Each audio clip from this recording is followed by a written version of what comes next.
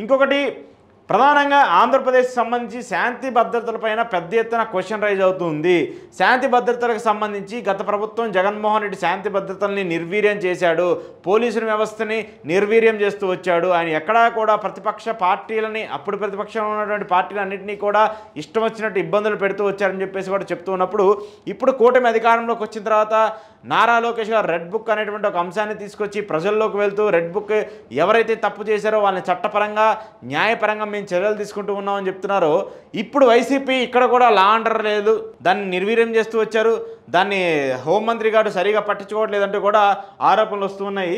మరి దానికి సంబంధించి చూసుకున్నప్పుడు శాంతి భద్రతకు సంబంధించిన వ్యవహారం మీద ఎలా ఉంది, ఆంధ్రప్రదేశ్ రాష్ట్రంలో శాంతి భద్రతలు ఉన్నాయా, బాగున్నాయా, బాగా లేదనేటువంటి క్వశ్చన్ అడిగినప్పుడు పూర్తిగా అసంతృప్తి చెందుతున్నామని చెప్పేటువంటి వాళ్ళు 32% మంది, కొంతవరకు సంతృప్తి ఉన్నటువంటి వాళ్ళు 14% మంది, శాంతి భద్రతలు ఏమీ బాగాలేదనేటువంటి వాళ్ళు 47% మంది, చెప్పలేమనేటువంటి వాళ్ళు 7%. అంటే పూర్తిగా అసంతృప్తి చెందుతున్నామనే వాళ్ళు 32% మంది, శాంతి భద్రతలు ఏమీ బాగలేదని చెప్పేటువంటి వాళ్ళు 47% మంది. అంటే దాదాపు 80% మంది ప్రజలు ఆంధ్రప్రదేశ్లో శాంతి భద్రతలు లేవు. మరి హోంమంత్రి అనిత గారు ఇది మీరు కొంచెం చెక్ చేసుకోవాలి. ఖచ్చితంగా మీరు హోంశాఖ మీ చేతిలో ఉంది కాబట్టి మీ చేతిలో ఉన్నటువంటి పనితీరుకి సంబంధించి మీ పనితీరు ఏమీ బాగలేదని చెప్పేసి కూడా ప్రజలు చెప్తూ ఉన్నారు. దాదాపు 80% మంది ప్రజలు మీ పరిపాలన కావచ్చు, మీ హోంమంత్రి శాఖకు సంబంధించిన పనితీరు కావచ్చు ఏమీ బాగలేదని చెప్తున్నారు. సో ఇది ఖచ్చితంగా ప్రభుత్వానికి ఒక మచ్చగానే చూడాలి, ప్రభుత్వానికి ఒక నెగిటివ్ ఇంపాక్ట్గానే చూడాలి.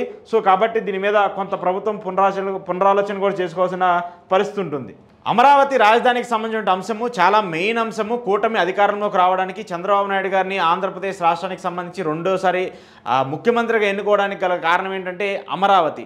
ఈ రాజధానికి సంబంధించిన అంశం మీద కూటమి ప్రభుత్వం అధికారంలోకి వచ్చిన తర్వాత రెండోసారి భూసేకరణ చేపట్టాలని చెప్పేసి నిర్ణయం తీసుకుంది. రెండోసారి భూసేకరణకు సంబంధించిన నిర్ణయాన్ని తీసుకున్నప్పుడు దాని మీద ప్రజల అభిప్రాయం ఏంటి, ఎలా ఉంది అనేది కూడా చూసుకుంటూ ఉన్నప్పుడు ఇప్పటికే అమరావతిలో చాలామంది రైతులు కూడా దాన్ని వ్యతిరేకిస్తూ వస్తున్నారు. ఈ భూసేకరణకి సంబంధించి మేము మద్దతు ఇవ్వమంటూ కూడా చెప్తూ వస్తున్నారు. అధికారులు కూడా అక్కడి నుంచి పంపించేసే ప్రయత్నం కూడా జరుగుతూ వచ్చింది. సో దీని మీద ఆ రాష్ట్ర వ్యాప్తంగా ప్రజలకు సంబంధించిన అభిప్రాయాన్ని తీసుకున్నప్పుడు 40,000 ఎకరాలని రెండోసారి ప్రభుత్వము భూసేకరణ చేపడుతుంది, ల్యాండ్ పూలింగ్ చేపడుతుంది. దీనికి సంబంధించి మీ అభిప్రాయం ఏంటనేది అడిగినప్పుడు కూడా అదనంగా భూ సమీకరణ చాలా తప్పుడు నిర్ణయం అంటూ కూడా 42% మంది చెప్తున్నారు. మంచి నిర్ణయం అని చెప్పేసి 35% మంది చెప్తున్నారు. ఇదివరకు తీసుకున్న భూమినే పూర్తిగా డెవలప్ చేయలేదు, ఇంకా భూసేకరణ తప్పు అనేటువంటి వాళ్ళు 14% మంది చెప్తున్నారు. సో ఆంధ్రప్రదేశ్ ప్రజలు కూడా దీని మీద కొంచెం అవేర్నెస్గా ఉన్నారు. ముందు ఉన్నది డెవలప్ చేయండి, ఆ తర్వాత కొత్తగా తీసుకుని ఏమని చేద్దరంటూ కూడా చాలామంది చెప్తున్నారు. అంటే ల్యాండ్ పూలింగ్ని వ్యతిరేకిస్తున్న వారు 42% మంది, ఇప్పుడు ముందు ఉన్నదాన్ని డెవలప్ చేయండి అనేటువంటి వాళ్ళు 14% మంది. ఓవరాల్గా చూసుకుంటే దాదాపు 56% మంది ప్రజలు ఈ భూసేకరణ కూడా వ్యతిరేకిస్తున్నారు.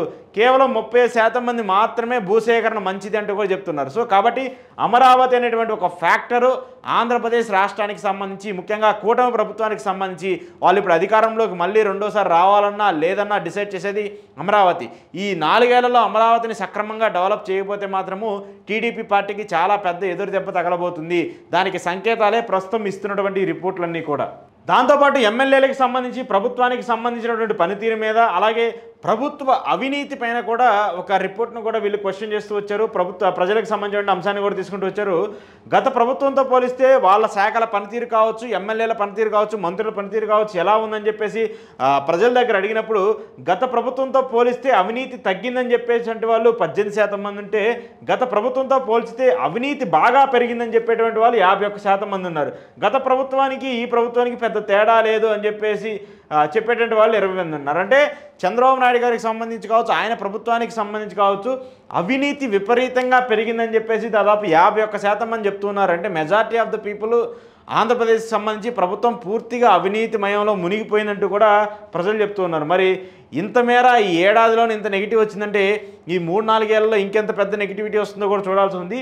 సో ఏది ఏమైనప్పటికీ శాంతి భద్రతల విషయంలో, అమరావతికి సంబంధించిన విషయంలో, అలాగే ఈ ఏదైతే అవినీతికి సంబంధించిన వ్యవహారంలో ఖచ్చితంగా ప్రభుత్వం ఒక నిర్ణయాన్ని తీసుకోవాలి. ఎందుకంటే ఈ ఏడాదిలోనే ఇంత పెద్ద ఎత్తున విమర్శలు వస్తున్నాయంటే, ఇంత పెద్ద ఎత్తున ఈ అంశాలకు సంబంధించి ప్రజలు వ్యతిరేకంగా ఉన్నారంటే రాబోయే రోజులు అది మరింత నెగిటివ్గా చూపించే ప్రయత్నం అయితే జరుగుతూ ఉంటుంది.